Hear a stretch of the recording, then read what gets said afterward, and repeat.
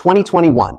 The Canadian rental market is drunk on its own lies. Condos are flipping before the ink dries. Landlords are flexing $1,000 cash flow a month from basements that shouldn't legally house a furnace. And everyone believes the same fairy tale. The cost of borrowing will stay near zero.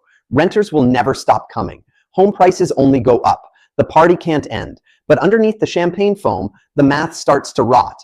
Because that unstoppable demand everyone was bragging about, it wasn't real. It was imported. International students crammed 4 to a room, temporary workers keeping ghost towers alive. Cities weren't building homes. They were flipping immigrants like rent-paying lotto tickets. This wasn't a rental boom. It was an immigration-fueled hallucination, a bubble wrapped in a spreadsheet disguised as a business model. Fast forward to 2025, and that illusion just detonated. Immigration caps slashed, student permits halved, temporary residents forced out faster than they arrived, net inflow collapsing like a lung with no oxygen left. The fuel is gone, the fire is out, and what happens next is the part no landlord is ready for. Units that used to rent in 24 hours now sitting empty for over 100 days. Investor towers turning into vertical graveyards. Basements that sparked bidding wars now offering 4 months free with 0 inquiries. This isn't a soft patch. This isn't a correction. This is the first real financial crisis Canadian landlords have ever faced. And if you own property in this country, you are already inside this story. And this is just the opening act. So here's what you're getting next. 1, how the rental boom was a lie built on borrowed people. 2, the 3 moves Ottawa just made that killed it overnight. 3, the silent path 95% of Canadian landlords and homeowners are on. That's earning them a one-way ticket straight to financial hell. And exactly how to get off it before it's too late. From 2016 to 2022, Canada quietly built a rental empire. Not by building more homes, but by importing more people. Developers knew it, banks knew it, CMHC knew it, and politicians, they not only knew, they engineered it. Because here's what they saw. We're not building enough housing, but we still want rents and prices to go up. So what's the cheat code? You don't fix supply, you juice demand. International students, record highs. Temporary foreign workers, record highs. Non-permanent residents, record highs. Every university town turned into a migration faucet. Every college slapped up a global campus sign. Every basement became a student suite. Investors started buying anything. Shoebox condos, 70s duplexes, illegal triplexes, didn't matter. Because they believed one thing. As long as Canada keeps importing people, someone will rent it. And on paper, they looked like geniuses. Rents climbed, vacancy vanished, everyone was a real estate genius. Your hairdresser had JV deals and sold a course between cuts. Your barista owned 4 condos and coached investors on TikTok between lattes. Your Uber driver faking pay stubs to close on property number 5, while explaining buy, renovate, refinance at a red light. Units rented in 1 day. Everyone thought they were playing Monopoly. But they were buying grenades. People were paying $900 to share a bedroom. Landlords were buying 2nd, 3rd, and 4th properties. But here's what nobody wants to say out loud. That cash flow wasn't real. The whole rental boom wasn't real. It was immigration-fueled scaffolding holding up an empty building. And now that foundation's been ripped out like a load-bearing wall. And in a minute, I'll show you the actual numbers behind that. Because this isn't just a rate story anymore. This is a demand story. And that story just snapped in half.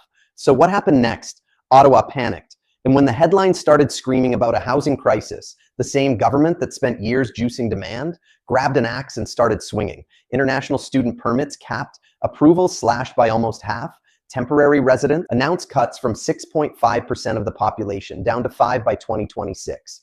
PR targets quietly trimmed, visa rules tightened, work permits harder to get, and just like that, the foundation of Canada's entire rental economy started bleeding from the neck. Colleges that built their entire business model on international tuition, empty dorms, language schools, shutting down, and for the first time in over a decade, major cities are reporting fewer newcomers arriving than the year before. And that shift, it hits landlords first, because when the pipeline of renters slows down, vacancy explodes, rents fall, cash flow disappears, investors beg for mercy. But most investors didn't adjust. They didn't believe demand could disappear, and they definitely didn't think immigration could be shut off at the source. But here's the truth. Canada wasn't running on organic housing demand. It was running on borrowed people, and that scaffolding just got ripped away. In 60 seconds, I'm going to show you the number that flips this entire market upside down and proves why this collapse isn't about interest rates. It's about something far more permanent. But first, here's what I tell landlords who think they're safe. Hey, I locked in early. I'm still cash flowing. Cool. But this number, it exposes the real trap. From 2017 to 2022, rental demand felt automatic.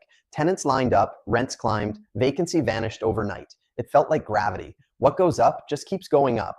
But that illusion was only held together by one force: net population inflow, not listings, not GDP, not market comps, just raw velocity. How many new humans show up needing a place to live? And during those 6 years, that number exploded. Work permits, student visas, non-permanent residents flooding every single city. But now, that fire hose has been almost completely turned off. And here's the number that proves it. In 2022, Canada added more than 1 million people to the population, mostly non-permanent residents. But in 2025, that number's on pace for under 300,000. That's a 70% collapse. In just 3 years, 70% gone. If you ran a building that suddenly lost 60% of its applicants, you wouldn't call that a soft landing. You call that a vacancy crisis, and that's exactly what this is. If you're holding rental property right now, you're not holding real estate. You're holding a leveraged bet on imported population growth. And the pipeline just got torched. Ottawa pulled the ripcord, and landlords are still floating like the parachute's going to open. Now that you've seen it, let's talk about what that actually means for your renewals, your cash flow, and your exit strategy. Take a breath here, because if this is making you uncomfortable, that's good. It means you're actually doing the math. Yeah, I know. Everyone thinks agents are just trying to scare you into a listing, but I don't make these videos for the people who hire me. I make them for the 99% of homeowners I'll never meet, because nobody else is telling you this before the floor gives out. So here's where we are right now. 1, demand is collapsing in real time. 2, immigration is being slashed at the policy level. 3, your rent, it's not guaranteed anymore. Your next tenant might not show up, and your refinance, that's not a rate cut story anymore. It's a guillotine story. What's coming next isn't short-term, it's systemic, and pretending it's not, that's the most expensive decision you'll ever make. Next, I'm going to show you what that decision looks like in real life. The cash flow reality landlords are walking into, the silent supply surge that's already begun, and the 3 exit paths left before this window slams shut, because the next move you make might be the difference between holding the bag or getting out alive. So what does that decision look like in real life? Let's start with renewals, because this is the pressure point that's about to break. Landlords who locked in at 1.5% in 2020 now staring down renewals at 5, 6, even 7%. Take a simple example. A $600,000 Hamilton condo bought in 2020. At 1.5%, maybe you were paying $2,400 a month and renting it for $26. Tiny positive cash flow. On renewal at 6%, that payment jumps by $800 to $1,000 bucks. But your rent might be down 100 or 2 because the tower's full of incentives. That's not a spreadsheet tweak. That's a full-time job's worth of extra risk on one unit. And the bank, they don't care that your tenant ghosted you. They care that your payment hits on the first. For a growing number of landlords, that payment no longer fits in the spreadsheet. This is where the cracks are already showing. Fraud creeping back in, fake leases to qualify, second tenants slipped in to cover shortfalls, assignments falling apart right before closing, pre-cons closing with no tenant lined up and no plan. And this isn't just happening in Toronto, it's Hamilton, Burlington, Kitchener. Every investor pocket that was built on borrowed demand is now bleeding from the inside. And here's the part most landlords still don't see coming. The silent supply wave builds funded during the boom. They're coming online right now. Thousands of units, professionally managed, purpose-built, offering better finishes, better incentives, and zero emotion. They will undercut you to fill units fast. Drive through Hamilton or Burlington right now. Those crane forests you've been staring at for 3 years, those are your new competitors finally opening their doors. Add to that, thousands of pre-construction units hitting resale, Airbnb conversions turning into long-term rentals overnight, student rentals sitting empty, rent-by-room setups going dark.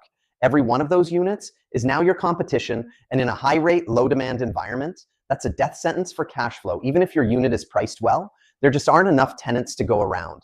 This is where the model breaks, because even if you can hold today, tomorrow gets worse. Rents are soft, renewals are brutal, and population growth just fell off a cliff. This isn't just negative cash flow, it's negative future. You bought with peak leverage based on peak immigration at peak prices, and that entire foundation is gone. So what do you do when the numbers lie and the market stops playing along? There are only 3 options, and 2 of them hurt. Option 1, hold and reposition. This is the bleed but survive strategy. You eat the loss, maybe bring in a partner. Add a suite, cut costs hard, deleverage where you can. It only works if you've got the capital, one or the stomach, to lose money for the next 3 years straight. Most don't. Option 2, partial exit. This is amputation to save the body. Sell 1 or 2 properties now to keep the rest afloat. Raise capital, clean the balance sheet, buy time, painful short term, but survival. Option 3, full exit or trade up. This is rip the band-aid off before the stampede. Sell early, not late. Move equity out of bleeding assets into something with real end user demand. Because if you wait, you're not just getting less, you're lining up behind every other landlord trying to dump the same unit in the same building. At the same time, this is what distress really looks like.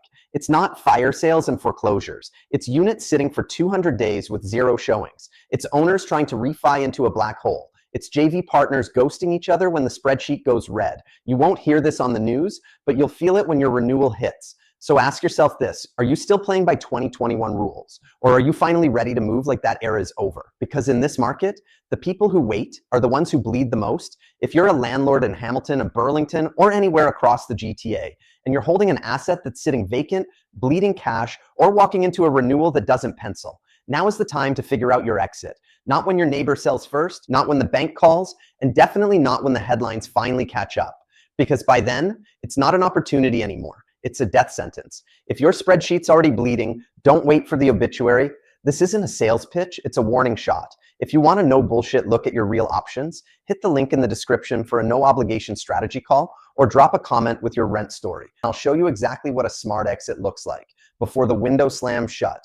Because in this market, truth costs something. Denial costs everything.